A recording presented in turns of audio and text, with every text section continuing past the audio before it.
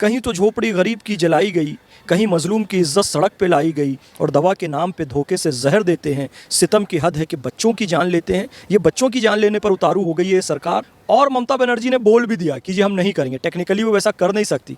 तो जब वो बोल दिया है कि मैं नहीं लागू करूंगी, तो दंगा क्यों कर रहे हो? यानी आपकी मंशा ही खराब है, आप दंगाई ही हो नियत से।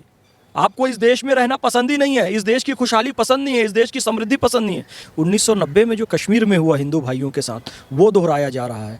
1947-48 में जो हैदराबाद में हुआ था, रजाकारों ने जो किया था हिंदुओं के साथ, वो दोहराया जा रहा है। 16 अगस्त 1946 को डायरेक्ट एक्शन डे के समय जो हुआ, वो दोहराया जा रहा है। 1920-21 में जो मोपला में हुआ हिंदुओं के साथ, वो दोहराया जा रहा है। बिस्मिल्लाहिर्रहमानिर्रहीम, रब्बिश रहली सदरी व यस्सिर ली अमरी वाहलुल उक़दतन मिन लिसानी यफ़क़हू क़ौली।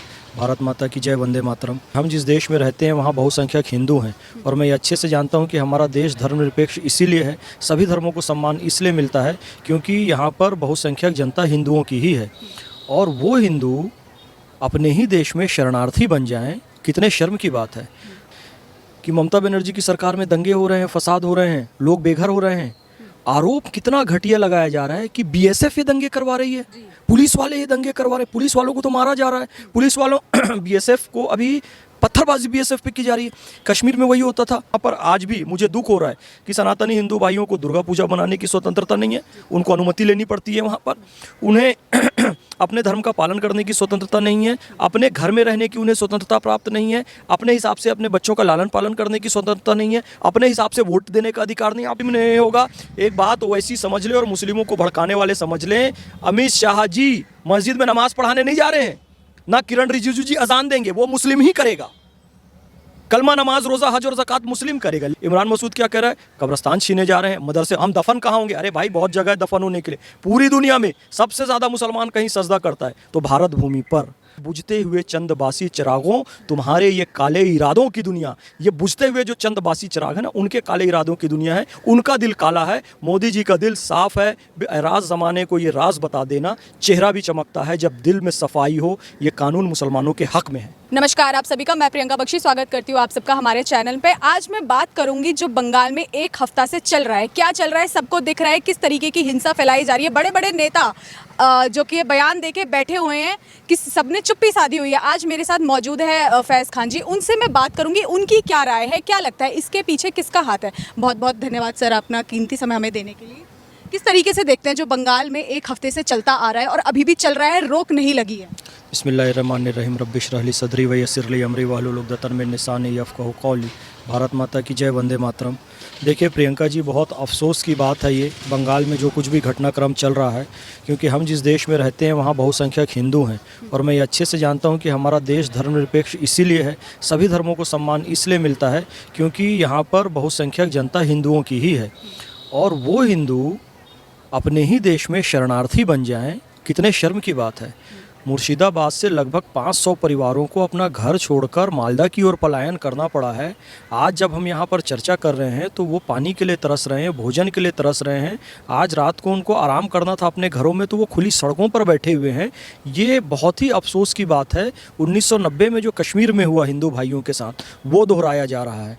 1947-48 में जो हैदराबाद में हुआ था, रजाकारों ने जो किया था हिंदुओं के साथ, वो दोहराया जा रहा है। 16 अगस्त 1946 को डायरेक्ट एक्शन डे के समय जो हुआ, वो दोहराया जा रहा है। 1920-21 में जो मोपला में हुआ हिंदुओं के साथ, वो दोहराया जा रहा है। मैं आपको एक बात बताऊं, ये जो कांग्रेस है ना, जिसकी स्थापना हुई थी 28 दिसंबर 1885 को मुंबई के गोकुलदास तेजपाल संस्कृत महाविद्यालय में 72 सदस्यों की उपस्थिति में, डब्ल्यू.सी. बनर्जी की अध्यक्षता में और ए.ओ. ह्यूम के मार्गदर्शन में, ह्यूम से लेकर सोनिया गांधी तक और सोनिया गांधी से ममता बनर्जी तक, चाहे वो भारतीय राष्ट्रीय कांग्रेस हो या फिर राष्ट्रवादी कांग्रेस हो शरद पवार की, या तृणमूल कांग्रेस हो ममता बनर्जी की, इनका एक ही एजेंडा है, देश तोड़ो। 1947 में धर्म के नाम पर भारत पाकिस्तान का विभाजन किया, और अब बंगाल का विभाजन कर रहे हैं धर्म के नाम पर, हिंदू मुस्लिम के नाम पर। और एक अत्यंत अफसोस की बात यह है कि ममता बनर्जी की सरकार में दंगे हो रहे हैं, फसाद हो रहे हैं, लोग बेघर हो रहे हैं। आरोप कितना घटिया लगाया जा रहा है कि बीएसएफ ये दंगे करवा रही है, पुलिस वाले ये दंगे करवा रहे हैं, पुलिस वालों को तो मारा जा रहा है, पुलिस वालों बीएसएफ को अभी पत्थरबाजी बीएसएफ पे की जा रही है। कश्मीर में वही होता था, हमारी सेना पर पत्थरबाजी की जाती थी। और वो लोग आरोप लगा रहे हैं बीएसएफ पर और सेना पर। 2018 का रिकॉर्ड उठाकर देखिए, ममता बनर्जी और इनके पत्रकार चम्मच चोरी करते हुए पकड़े गए थे लंदन के 5 स्टार होटल में, चांदी का चम्मच। ऐसे ही नहीं कह रहा हूँ आपके चैनल पे, जरा गूगल में सर्च करना चम्मच चोर कौन निकलेगा और टोटी चोर कौन निकलेगा। तो चम्मच चोर में निकलेंगे ममता बनर्जी के वो पत्रकार, 5 स्टार होटल में चांदी का चम्मच चुरा रहे हैं, पूरा सीसीटीवी में रिकॉर्ड हो रहा है। भारत की अंतर्राष्ट्रीय स्तर पर बेइज्जती और अपमान करवाया तो ये ममता बनर्जी की पार्टी के पत्रकारों ने, और वो कह रहे हैं कि बीएसएफ दोषी है, पुलिस दोषी है, मोदी जी दोषी। अरे भाजपा की सरकार कब बंगाल में रही भाई? कम्युनिस्टों की रही, ममता बनर्जी की रही। आप आज तक वहाँ पर कानून व्यवस्था नहीं बना पाए। संविधान, भारतीय संविधान का अनुच्छेद 14 समानता की बात करता है, सबको धर्म के आधार पर भी समानता का हक मिला हुआ है। वहाँ पर आज भी मुझे दुख हो रहा है कि सनातनी हिंदू भाइयों को दुर्गा पूजा बनाने की स्वतंत्रता नहीं है, उनको अनुमति लेनी पड़ती है वहाँ पर। उन्हें अपने धर्म का पालन करने की स्वतंत्रता नहीं है, अपने घर में रहने की उन्हें स्वतंत्रता प्राप्त नहीं है, अपने हिसाब से अपने बच्चों का लालन पालन करने की स्वतंत्रता नहीं है, अपने हिसाब से वोट देने का अधिकार नहीं है। आपको पता है जिन लोगों ने ममता बनर्जी के अलावा किसी और को वोट दिया, चुनाव के बाद उनके घर जलाए गए थे, उनकी महिलाओं की असमत को तार तार किया गया था। अभी एक वहाँ की माता का मैंने वीडियो देखा, कितने अफसोस की बात है, उसके पति को कुछ लोगों ने पकड़ लिया है और कह रहे हैं आपको अपनी इज्जत देनी होगी तब हम आपके पति को छोड़ेंगे। पानी में जहर मिला दिया जा रहा है, कहीं तो झोपड़ी गरीब की जलाई गई, कहीं मजलूम की इज्जत सड़क पे लाई गई, और दवा के नाम पे धोखे से जहर देते हैं। सितम की हद है कि बच्चों की जान लेते हैं। ये बच्चों की जान लेने पर उतारू हो गई है सरकार। बाबा साहब अम्बेडकर जी की जन्म जयंती 14 अप्रैल, मैं निवेदन करता हूँ कि बाबा साहब को श्रद्धांजलि देने का सबसे अच्छा तरीका है, बाबा साहब ने हमें एक बहुत बड़ा हथियार दिया है जुल्म से लड़ने का, सबसे अच्छा उपयोग उनके संविधान का और उनको श्रद्धांजलि देने का। उनके संविधान के अनुच्छेद 356 का प्रयोग बंगाल में किया जाए और वहाँ अविलंब राष्ट्रपति शासन लागू किया जाए, ये मेरा निवेदन है। फिर जब भी कोई भी सरकार ऐसा कानून लाती है, सीए हो, एनआरसी हो या चुनावी माहौल देख ले, तो बंगाल में हाथों में तुरंत पत्थर ले दिए जाते हैं और बीएसएफ का हाल यही किया जाता है। क्या लगता है कहाँ से आती है ये सोच? देखिए, वोट बैंक की जो राजनीति है ना, एक तो मुसलमानों को वोट बैंक का सबसे बड़ा माध्यम बनाया गया, उन्हें बंधुआ मजदूर बनाया गया, और सच्चर कमेटी की रिपोर्ट कहती है कि मुसलमानों में शिक्षा की भी बड़ी कमी है। तो ये चाहे तृणमूल कांग्रेस हो, समाजवादी पार्टी हो, दूसरी तमाम पार्टियां हों, इन लोगों ने मुसलमानों की अशिक्षा को बनाए रखा, शिक्षित नहीं किया। कांग्रेस के समय में ही सच्चर कमेटी की रिपोर्ट आती है, कहती है मुसलमान शिक्षा में सबसे पीछे। तो भाई 50 साल सरकार आपकी ही रही तो मुसलमान शिक्षा में पीछे हैं, तो दोषी आप हुए। अब मुसलमानों की उस शिक्षा का वो लोग लाभ दे लेते हैं अपने वोट बैंक की पॉलिटिक्स के लिए। सीएए के तहत मुसलमानों की नागरिकता चली जाएगी। अरे कोई लेना ही देना नहीं था मुसलमानों की नागरिकता से। वो तो पाकिस्तान, बांग्लादेश और अफगानिस्तान में जो पीड़ित अल्पसंख्यक हैं, हिंदू हैं, सिख हैं, जैन हैं, बौद्ध हैं, पारसी हैं, बहाई हैं, यहूदी हैं, उनके लिए ये कानून लाया गया था कि उनको भारत में सुरक्षित रखा जा सके।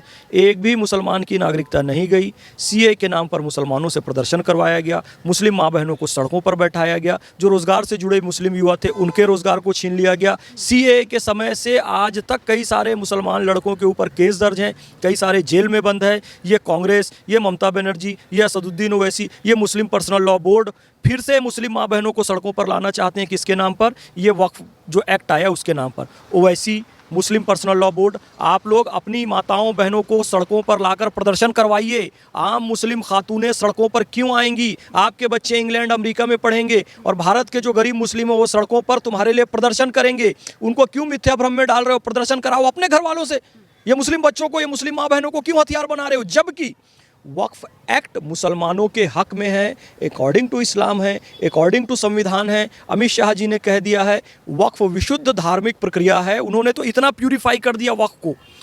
वक्फ करना एक विशुद्ध धार्मिक प्रक्रिया है, इस्लामिक प्रक्रिया। एक भी गैर मुस्लिम इसमें नहीं आएगा। उन्होंने कह दिया वक्फ केवल और केवल कर सकता है तो मुसलमान कर सकता है। कितनी अच्छी बात कही उन्होंने। और ये भी कह दिया कहीं धोखे से छद्म मुसलमान ना बन जाए, इसलिए कहा अगर आज तुम इस्लाम स्वीकार कर रहे हो तो कम से कम 5 साल प्रैक्टिसिंग मुस्लिम होना, उसके बाद ही वक्फ कर पाओगे। तो ये तो इस्लाम को और शुद्ध रूप से उन्होंने प्रस्तुत किया और कहा जी वक्फ में कोई भी गैर मुस्लिम नहीं होगा, वाकिफ़ में कोई गैर मुस्लिम नहीं होगा, मुतवल्ली में कोई गैर मुस्लिम नहीं होगा, मस्जिद का इमाम कोई गैर मुस्लिम नहीं होगा, मस्जिद का मौज़न कोई गैर मुस्लिम नहीं होगा।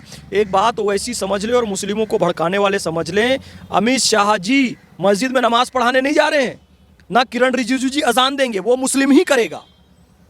कलमा, नमाज, रोज़ा, हज और ज़कात मुस्लिम करेगा। लेकिन वक्फ बोर्ड और वक्फ काउंसिल ये मैनेजमेंट का विषय है, ये विषय है एडमिनिस्ट्रेशन का विषय है, इसमें एक्सपर्ट चाहिए होते हैं। इसलिए संविधान के अनुच्छेद 15 का पालन करते हुए, जिसमें ये लिखा है कि किसी के साथ मूल वंश, जाति, धर्म, लिंग, नस्ल के आधार पर भेदभाव नहीं किया जाएगा, तो एडमिनिस्ट्रेशन के लिए उन्होंने क्या किया, कोई भेदभाव नहीं किया। 2 सुन्नी को भी लिया, 2 शिया को भी लिया, 2 आगा खानी को भी लिया, 2 बोहरा को भी लिया, 2 महिला को भी लिया और 2 एक्सपर्ट गैर मुस्लिम को भी लिया। यदि हमें वकील की ज़रूरत पड़ेगी या डॉक्टर की ज़रूरत पड़ेगी या ब्लड की ज़रूरत पड़ेगी, तो हम ये नहीं देखेंगे भैया मुस्लिम कौन है, हम ये देखेंगे बेस्ट डॉक्टर कौन है, बेस्ट एडवोकेट कौन है और किसका रक्त शुद्ध है, कोई इन्फेक्शन नहीं है। वो हिंदू, मुस्लिम, सिख, ईसाई कोई भी, उसका रक्त हम ले लेते हैं। भैया ये कोई धार्मिक आस्था का विषय नहीं है। Controller and auditor general, Bharat का नियंत्रक एवं महालेखा परीक्षक ऑडिट करेगा, सब चीज़ें पारदर्शी होगी। कलेक्टर का स्टाफ बहुत बड़ा होता है, पूरे देश में वक्फ का आप स्टाफ देखें तो 500-600 का है। 500-600 का स्टाफ तो एक कलेक्टर के पास होता है। तो आप सोचिए कि कितनी पारदर्शिता आएगी, कितनी अच्छी व्यवस्थाएं हो जाएंगी। तो ये सब मुसलमानों के हक में। असल में ओवैसी की दिक्कत क्या है पता है, मुस्लिम पर्सनल लॉ बोर्ड की दिक्कत क्या है पता है, इनके पास खुद वक्फ की भूमि है जो दबा कर बैठे हुए हैं। 1-1 लाख रुपए जिस भूमि का किराया होना चाहिए, 10-10 रुपए लोग किराया दे रहे हैं। अब जब ऑडिट होगा ना तो ये सारी चीज़ें सामने आएगी। ममता बनर्जी भी इसी चीज़ से डर रही है क्या? अरे देखो, कांग्रेस वालों ने क्या किया था जब इनकी सरकारें थी, तो दिल्ली की कई सारी प्राइम प्रॉपर्टीज को उन्होंने वक्फ का घोषित कर दिया और खुद किराए से ले लिया। मतलब करोड़ों करोड़ की प्रॉपर्टी का 10-10, 20-20, एक 5 स्टार होटल बताई जाती 50,000 रुपये महीने किराए में उसको दे दिए। 5 स्टार होटल करोड़ों रुपए जो महीने का कमा रही है।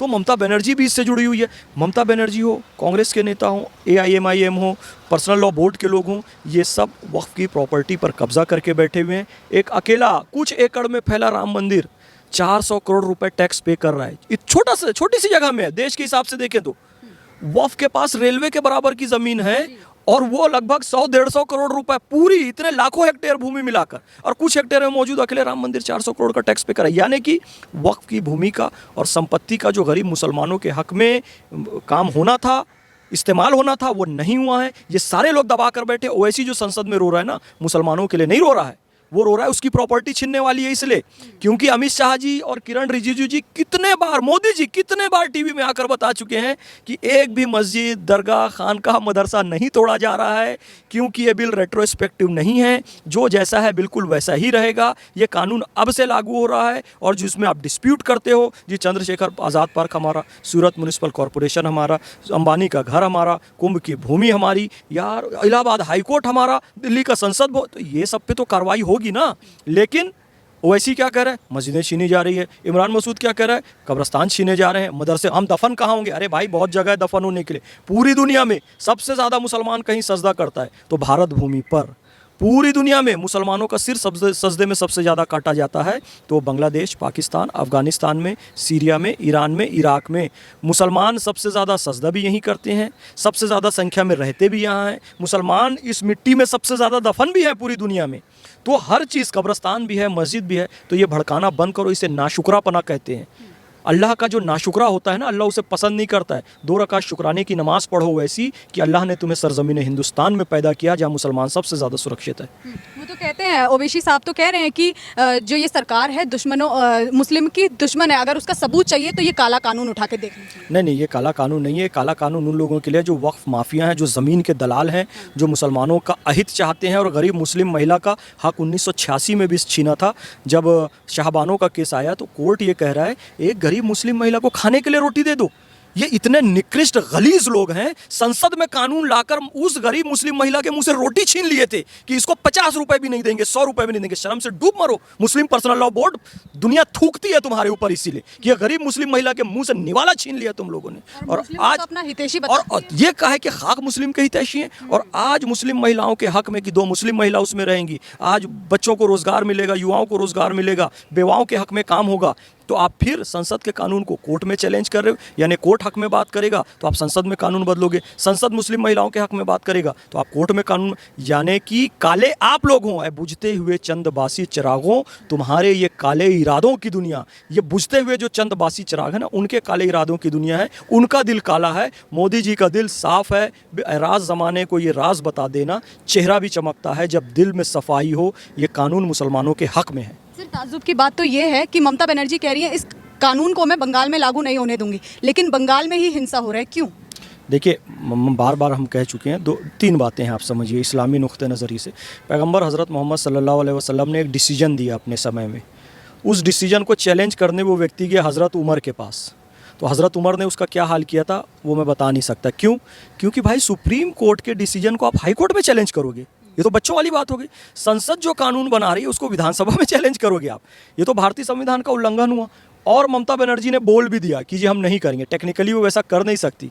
तो जब वो बोल दिया है कि मैं नहीं लागू करूँगी तो दंगा क्यों कर रहे हो? यानी आपकी मंशा ही खराब है, आप दंगाई ही हो नियत से। आपको इस देश में रहना पसंद ही नहीं है, इस देश की खुशहाली पसंद नहीं है, इस देश की समृद्धि पसंद नहीं है, इसलिए आप संपत्ति को तोड़फोड़ कर रहे हो, हिंदुओं के घर जला रहे हो, दुकानें जला रहे हो, महिलाओं के साथ अनाचार कर रहे हो, सेना पर पत्थर मार रहे हो। तो यानी कि आपको ये चीज़ पसंद ही नहीं आ रही कि भारत शांति में रहे। तो आप ये काम करना बंद कीजिए।